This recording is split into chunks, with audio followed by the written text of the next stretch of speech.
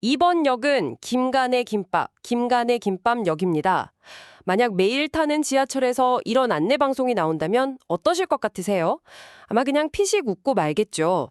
그런데요, 이 지하철역 하나 새로 만드는 문제가 거의 20년 가까이 이어지면서 누군가에게는 정말 잊을 수 없는 상처를 남기고 또 한 동네를 갈등의 소용돌이로 몰아넣는 아주 심각한 사안이 된다면 어떨까요?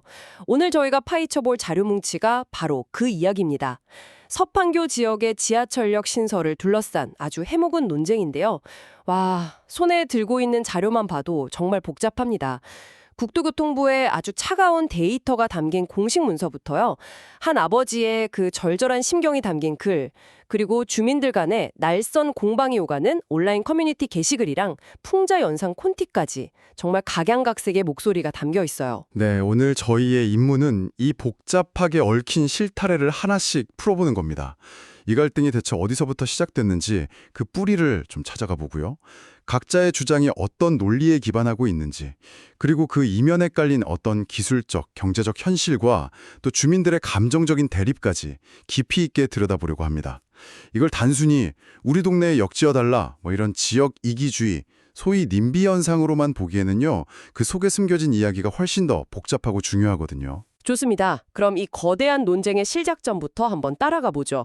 모든 계획에는 어떤 청사진이 있었을 텐데 애초에 서판교역은 어디에, 어떻게 지어질 예정이었나요? 자료를 쭉 훑어보니까요, 이 계획의 풀이가 무려 2004년으로 거슬러 올라가더라고요. 2004년이요. 정말 오래전이네요. 네, 당시 판교 신도시 전체를 설계하던 LH공사, 그러니까 한국토지주택공사랑 당시 철도청이 딱 머리를 맞대고 서판교역의 위치를 확정했습니다. 그 위치가 바로 지금의 운중동 주민센터 사거리였죠. 그러니까 처음부터 딱 정해져 있던 위치가 있었군요. 그렇습니다. 이게 그냥 지도에 점 하나 찍고 여기다 한 수준이 아니에요. 도시계획이라는 아주 큰 그림의 핵심 축, 일종의 키스톤 같은 역할이었던 거죠. 이 위치를 중심으로 역세권 상업구역이 설정됐고요. 건물 높이나 밀도를 결정하는 용적률도 상향 조정됐습니다. 버스 정류장, 택시 정거장, 환승 주차장 같은 모든 공공교통시설 배치가 이 역을 기준으로 퍼즐처럼 다 맞춰진 거예요. 와, 말 그대로 서판교 교통의 심장이 될 자리였던 셈이네요. 맞습니다. 도시의 심장으로 계획됐던 곳인데 이 계획이 흔들리기 시작한 결정적인 계기가 있었을 것 같습니다. 여기서부터 분위기가 좀 무거워지는데요. 2017년 9월 27일에 있었던 한 주민 설명회 이야기입니다. 기차를 너무나 좋아하는 아들의 손을 잡고 참석했던 한 아버지의 경험담인데 이게 정말 마음을 울립니다. 그 유명한 글이죠. 네. 이 아버지는 그냥 공사가 이만큼 진행됐습니다. 이렇게 알려주는 평범한 설명회일 거라고 생각했대요. 그런데 현장은 그야말로 아수라장이었습니다. 고성이랑 욕설이 막 난무했고요. 겁에 기린 아이는 제일 아끼던 장난감 기차를 바닥에 떨어뜨린 채로 아빠 품에 안겨서 벌벌 떨기만 했다고 합니다. 아이가 정말 충격을 많이 받았겠네요. 그날의 충격이 얼마나 컸는지 이 아이는 어른들을 무서워하고 바깥 출입조차 꺼리는 일종의 외상후 스트레스 반응을 보여서 결국 심리 치료까지 받게 됐다고 해요. 정말 안타깝네요. 이 글은 사실 단순히 감정적인 호소를 넘어서요. 이 갈등이 한 개인과 가족에게 얼마나 깊은 상처를 남길 수 있는지 정말 생생하게 보여주는 기록입니다. 아버지가 글 마지막에 인간성을 잃어버리는 추잡스럽고 짐승 같은 단체 행동들은 이제 그만 사라졌으면 좋겠다고 거의 절규하듯 이야기하거든요. 공공정책을 둘러싼 갈등이 단순한 의견 대립이 아니라 누군가의 삶을 뒤흔드는 폭력이 될 수도 있다는 걸 보여주는 거죠. 대체 그 설명회에서 무슨 일이 있었길래 아이가 그런 충격까지 받게 된 걸까요? 주민들의 요구가 정확히 뭐였습니까? 갈등의 핵심은 이겁니다. 일부 판교동 주민들이 원래 계획된 운중동의 서판교역 위치를 바꾸거나 아예 자기들 동네에 새로운 역을 하나 더 만들어달라고 강력하게 요구하면서 충돌이 폭발한 겁니다. 요구가 하나가 아니었군요. 네, 크게 두 갈래로 나뉩니다. 첫 번째는 원래 계획된 서판교역 위치를 우리 동네랑 더 가까운 산운사거리 쪽으로 옮겨라 이거였고요. 두 번째는 서판교역은 그대로 두고 우리 동네인 미르 어린이공원이나 판교도서관 근처에 가칭 판교원역이라는 역을 아예 새로 만들어달라는 요구였습니다. 와, 요구 안에서도 또 나뉘네요. 심지어 자료를 보면 이 신설역을 주장하는 주민들 사이에서도 위치를 두고 판교도서관 쪽을 주장하는 판도파, 미르 어린이공원 쪽을 주장하는 미르파로 나뉘어서 또 갈등하는 모습까지 보여요. 상황이 정말 복잡했던 거죠. 정말 여러 목소리가 막 뒤엉켜 있었네요.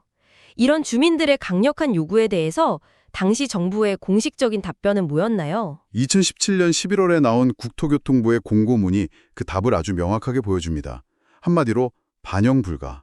모든 요구에 대해 쐐기를 박았습니다. 그냥 안 된다고만 한 건 아닐 텐데요. 그 이유가 중요하겠죠. 물론입니다. 아주 구체적인 데이터랑 근거를 제시했어요.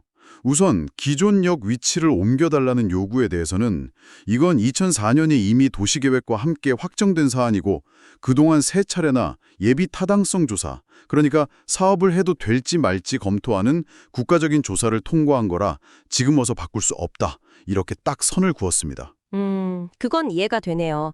그럼 판교원역을 새로 만들어달라는 요구는요? 여기에 대해서는 더 차가운 데이터를 들이밀었습니다. 첫째, 기술적인 문제.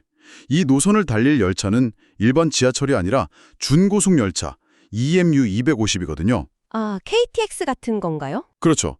쉽게 말해 단거리 선수가 아니라 장거리 스프린터 같은 열차죠.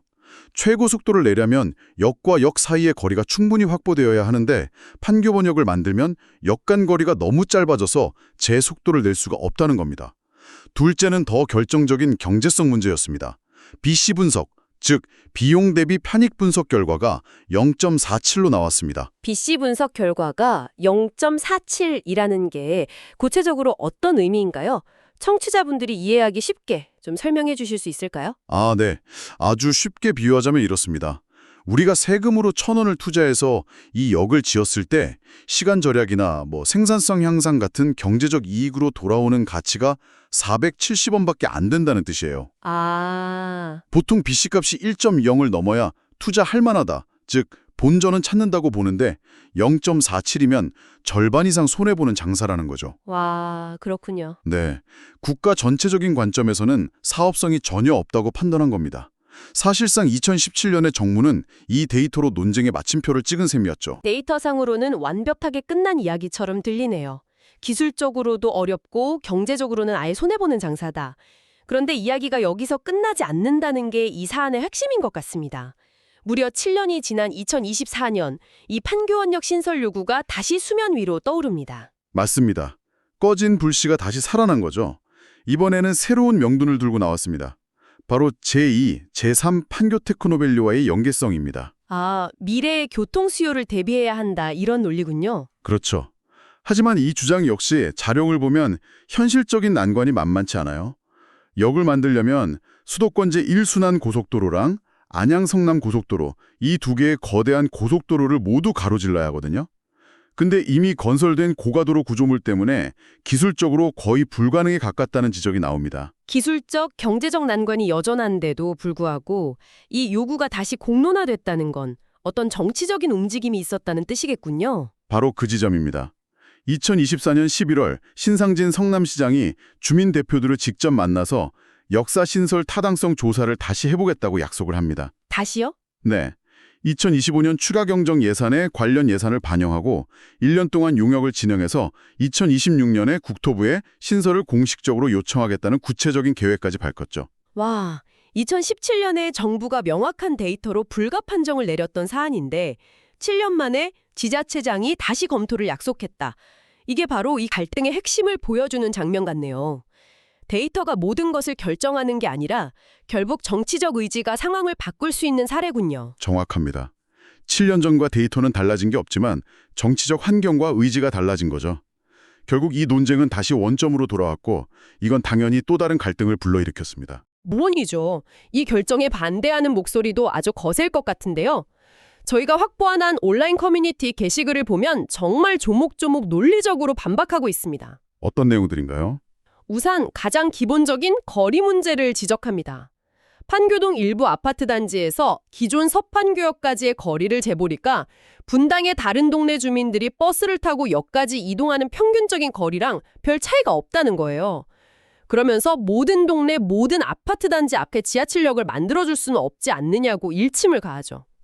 합리적인 지적이네요. 비용과 형평성 문제도 날카롭게 제기합니다. 월곶 판교선은 기본적으로 국가 사업이라 전액 국비로 진행되는데 유독 판교역만 신설하게 되면 수천억 원에 달하는 비용을 성남시 세금으로 충당해야 한다는 겁니다. 이게 과연 특정 동네 주민들을 위해 성남 시민 전체의 세금을 쓰는 게 타당하냐는 근본적인 질문을 던지는 거죠. 아, 그 유명한 비유가 여기서 나오는군요. 네, 한 네티즌은 이걸 비꼬아서 차라리 그 돈으로 우리 성남애플시에 투자해서 손흥민을 영입하는 게 더 이득이겠다는 비유를 하기도 했습니다. 유머 속에 뼈가 있는 거죠. 그렇죠. 자, 오늘 이야기를 한번 정리해보죠. 2004년 판교 신도시의 심장으로 계획됐던 하나의 점, 서판교역이 있었습니다. 하지만 이 점 하나를 둘러싸고 2017년에는 주민 간의 격렬한 충돌과 하나의 눈물이 있었고 정부는 데이터라는 칼로 불가라는 결론을 내렸죠. 그런데 2024년 그 결정이 다시 정치적 쟁점으로 부상하면서 논쟁은 원점으로 돌아왔습니다. 그리고 그 모든 갈등의 밑바닥에는 어쩌면 행정에 대한 깊은 불신이 깔려 있을지도 모른다는 의혹까지 따라와 봤습니다. 그래요. 이건 비단 판교만의 이야기는 아닐 겁니다. 대한민국 곳곳의 신도시나 재개발 지역에서 비슷하게 벌어지는 일들의 축소판이라고 볼 수 있죠. 공공의 이익과 전체 시스템의 효율성을 내세우는 거시적인 계획과 내 삶의 불편함이라는 아주 구체적이고 미시적인 현실이 충돌하는 현장입니다. 여기서 우리는 어려운 질문에 부딪힙니다. 과연 데이터와 경제성이 모든 것을 결정하는 것이 옳은가? 아니면 한 사람 한 사람의 불편함과 요구에 더 귀를 기울여야 하는가? 정답을 내리기 정말 어려운 문제입니다. 오늘 저희가 본 자료 중에는 김간의 김밥역, 박간의 순댓국역 같은 우스꽝스러운 역 이름을 들먹이면서 무분별한 역신설 요구를 풍자하는 영상 콘티도 있었거든요. 그만큼 이 문제를 좀 냉소적으로 보는 시선도 많다는 거겠죠. 그렇죠. 그래서 청취자 여러분께 마지막으로 생각해 볼 질문을 하나 던지며 마무리하고 싶습니다. 우리 동네의 편의를 위한 정당한 요구와 전체 시스템의 효율성을 갉아먹는 과도한 요구 사이의 경계선은 어디일까요? 우리 집 앞에 역이 생기면 당장은 편하겠지만 그런 요구들이 하나둘 모여서 결국 우리가 타는 지하철 노선도 전체를 비효율적인 누더기로 만들어버리는 결과를 낳을 수도 있다면 우리는 어떤 선택을 해야 할까요? 그리고 만약 그 요구의 시작점에 불공정이라는 불신이 자리 잡고 있다면 우리는 그 매듭을 어디서부터 풀어야 할까요?